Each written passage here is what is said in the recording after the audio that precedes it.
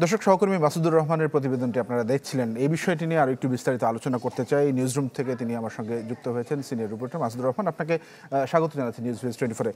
বিস্তারিত তথ্য পাচ্ছিলাম আপনার রিপোর্ট থেকে, তারপরেও সুনির্দিষ্টভাবে দুটি প্রশ্ন একসঙ্গে করে দিতে চাই।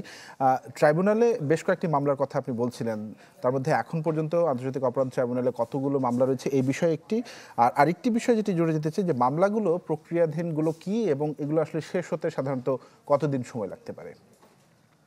আজকে দুটি মামলা, মোট 5টি মামলা ছিল, কিন্তু আসলে এখন পর্যন্ত জুলাই আগস্টের দুটি মামলার আনুষ্ঠানিক বিচারের পর্যায়ে চলে এসছে এবং দুটি মামলাতেই একটি মামলায় আগামী আগস্টের 4 তারিখ সাক্ষ্য গ্রহণ শুরু হবে সূচনা বক্তব্য দিয়ে, যেটি শেখ হাসিনার মামলা, যেটাতে ওভারঅল শেখ হাসিনার বিরুদ্ধে অভিযোগ আনা হয়েছে যে জুলাই আগস্ট গণহত্যায় তিনি নির্দেশ দিয়েছিলেন। এবং সেই মামলায় একই সাথে রয়েছেন সাবেক স্বরাষ্ট্রমন্ত্রী আসাদুজ্জামান খান কামাল এবং সাবেক আইজিপি চৌধুরী মামুন। আর এটি হলো দ্বিতীয় মামলা যেটি আনুষ্ঠানিক অভিযোগ গঠন করে আগামী 10-11 তারিখে সূচনা বক্তব্য এবং সাক্ষ্য গ্রহণের জন্য রাখা হলো।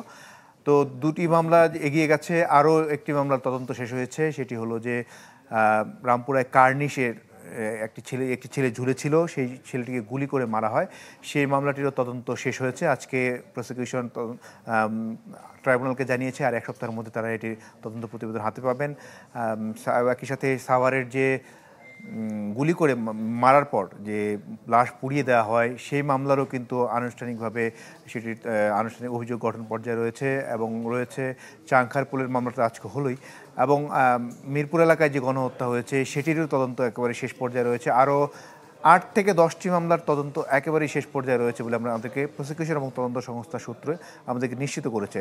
তবে সবগুলো মিলিয়ে যেটি হয় যে প্রথম যে মামলাটি শেখ হাসিনার মামলাটি, সেটির সাক্ষ্য গ্রহণ যখন শুরু হবে তখন কিন্তু একেবারেই টানা সাক্ষ্য গ্রহণ হবে, প্রত্যেক দিনই সাক্ষ্য গ্রহণ চলবে। সেক্ষেত্রে সেটি সাক্ষ্য গ্রহণ 2 মাস থেকে 3 মাসের মধ্যেই শেষ হয়ে যাবে প্রথম শেখ হাসিনার মামলাটি। আর এই মামলায় 79 জন, আজকে যে চাংখারপুলের মামলাটিতে সাক্ষ্য গ্রহণের কথা বলা হলো 11 তারিখে, এই মামলায় 79 জন সাক্ষী দেবেন। সেক্ষেত্রে প্রসিকিউশন কিন্তু 79 জন নেবে না, যে কয়জনকে তারা 30-40 জন, যে কয়জনকে তারা মনে করবেন যে এরা এনাফ সাক্ষী হিসেবে এই মামলার প্রমাণে, সে কয়জন নিয়ে তারা কিন্তু ছেড়ে দেবেন। এবং এই মামলায় একজন উপদেষ্টা সাক্ষী দেওয়ার কথা রয়েছে বলে আমরা জানতে পেরেছি, যেটি যদিও এখন পর্যন্ত এই নামটি ডিসক্লোজ করা হয়নি। আর ওভারঅল যদি আমরা বলি, জুলাই আগস্ট গণহত্যার বিচারে আমরা বিগত 1-2 মাস আগে যদি দেখলাম যে আসলে কোনো মামলার তদন্ত রিপোর্ট সেভাবে শেষ হয়নি, তবে এখন বোঝা যাচ্ছে যে আসলে মামলার যেহেতু সাক্ষ্য গ্রহণ পর্যায়ে চলে এসছে, প্রসিকিউশনের তথ্য মতে এই মামলাগুলো তারা দ্রুত শেষ করার জন্য, সাক্ষ্য গ্রহণ যেন দ্রুতভাবে হয়, দ্রুততার সাথে হয়, সেই জন্য তারা আনুষ্ঠানিকভাবে ব্যবস্থা নেবেন। জি, মাসুদ, আরেকটি বিষয় যদি জানতে চাই, আপনি সাক্ষ্য গ্রহণের বিষয়টি বলছিলেন, সেক্ষেত্রে একটা মামলা যখন সাক্ষ্য গ্রহণের পর্যায়ে চলে যায় সেক্ষেত্রে অনেক সময় আমরা দেখি যে সাক্ষীদেরকে আসলে ঠিকমতো পাওয়া যায় না। এখন যে সকল মামলা আসলে ট্রাইব্যুনালের হাতে রয়েছে সেগুলোর সাক্ষীগুলো পর্যায়ে গেলে সেই ধরনের সাক্ষীদেরকে নিশ্চিত করতে পারছেন কিনা বা তারা আসলে আসছেন কিনা, আপনার অভিজ্ঞতা কি বলে?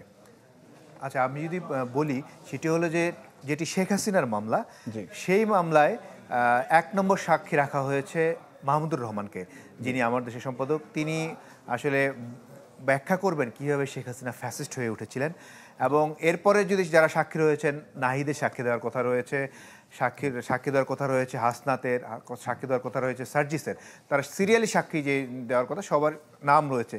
কিন্তু এই পর্যায়ে সাক্ষ্য গ্রহণ পর্যায়ে যেহেতু এই সমস্ত মুখই চেনা মুখ, সেক্ষেত্রে এদের সাক্ষ্য গ্রহণে কোনো কিন্তু বাধা নেই, তারা নিজে ইচ্ছায় আসবেন। এবং প্রসিকিউশন বলছে তাদেরকে আনার দায়িত্ব যেহেতু তদন্ত সংস্থা যারা আছে তারাও নিয়ে আসবেন।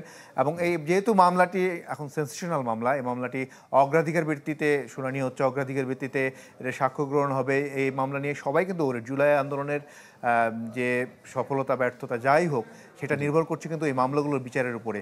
এবং যে নির্বাচনের কথা বলা হচ্ছে আগামী, তারাও কিন্তু প্রধান যে সমস্ত দলগুলো রয়েছে তারাও কিন্তু 1 নম্বর প্রায়োরিটি দিচ্ছে যে এই মামলাগুলোর এই যে হত্যাকাণ্ডগুলো হয়েছিল জুলাই আগস্ট সেগুলো বিচারের অগ্রাধিকার দিচ্ছে। সেক্ষেত্রে এটাই এখন যেহেতু ১ নম্বর এজেন্ডা অন্তর্বর্তী সরকারের, তারা বলছেন যে আজকেও আইন উপদেষ্টা কিন্তু কথা বলেছেন এবং বলেছেন যে অন্তর্বর্তী সরকারের সময় জুলাই আগস্ট গণহত্যার যে হত্যাগুলো হয়েছে সেগুলোর বিচার তারা শেষ করবেন। যদি এ পর্যায়ে শেষ হয় তারপরে কিন্তু আপিল বিভাগ থাকছে, কিন্তু তারা যদি ট্রাইব্যুনালে পার্টটা শেষ করে দিতে পারেন সেক্ষেত্রেও কিন্তু অনেকটা এগিয়ে যাবে। আরেকটি প্রশ্ন ছোট্ট করে একদম জানতে চাই, স্বচ্ছতা আসলে কিভাবে নিরূপণ করা হচ্ছে? এই ট্রাইব্যুনালে যে সকল মামলা রয়েছে সেই মামলাগুলোর যে প্রক্রিয়াটি রয়েছে সেগুলো স্বচ্ছতা আসলে কিভাবে নিশ্চিত করা হচ্ছে? না, স্বচ্ছতার কথা যদি বলি সেটি হলো যে অধিকাংশ আইনজীবী কিন্তু অধিকাংশ আসামি কিন্তু পলাতক। যেমন শেখ হাসিনার মামলায় শেখ হাসিনা পলাতক, আসাদুজ্জামান খান কামাল পলাতক, তাদের পক্ষে স্টেট ডিফেন্স দেওয়া হয়েছে। আজকে যে 8জন আসামি তার মধ্যে ডিএমপি কমিশনার হাবিবুর রহমান সহ 4জন পলাতক রয়েছে এবং স্টেট ডিফেন্স দেওয়া হয়েছে। সেক্ষেত্রে তারা কিন্তু স্টেট ডিফেন্স রাষ্ট্রীয় খরচে আইনজীবী পাচ্ছেন, সেক্ষেত্রে তারাও কিন্তু ডিফেন্ড করার সুযোগ পাচ্ছেন। এখন এখানে স্বচ্ছতার বিষয়ে যারা আছেন আজকে, যেমন যে সমস্ত আইনজীবীরা যারা গ্রেপ্তার আছেন তাদের পক্ষের আইনজীবীরা বলছেন যে তারা ট্রায়ালে যাদের পক্ষে যে সমস্ত ক্লায়েন্ট রয়েছে তাদেরকে যেন এই মামলাগুলো থেকে খালাস করার তারা উদ্যোগ নেবেন এবং শুনানি করবেন। জি মাসুদ, অনেক ধন্যবাদ আপনাকে আমাদের সঙ্গে যুক্ত হওয়ার জন্য। দর্শক, আমরা কথা বলছিলাম আমাদের সহকর্মী সিনিয়র রিপোর্টার মাসুদুর রহমানের সঙ্গে।